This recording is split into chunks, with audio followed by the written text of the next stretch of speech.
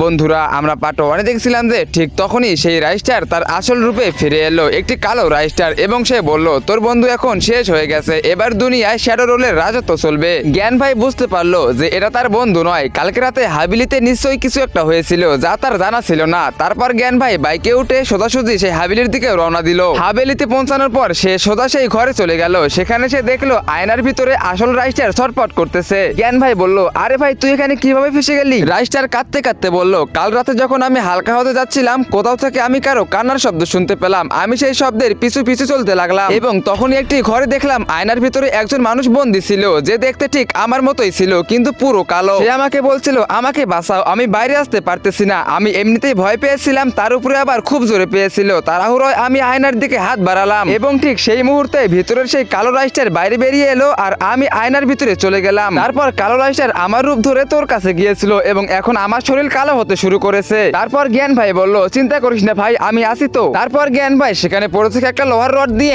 আয়নার উপরে আঘাত করলো, আয়নাটা পুরো ভেঙে গেল।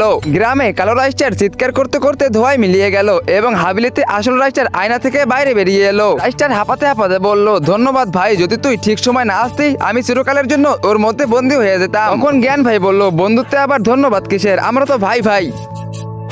আর এই খুশিতেই ফ্রি ফায়ার টুর্নামেন্ট খেলে ইনকাম করতে চাইলে এখনই ক্রোমে গিয়ে সার্চ করো ফাইট জোন 2.0।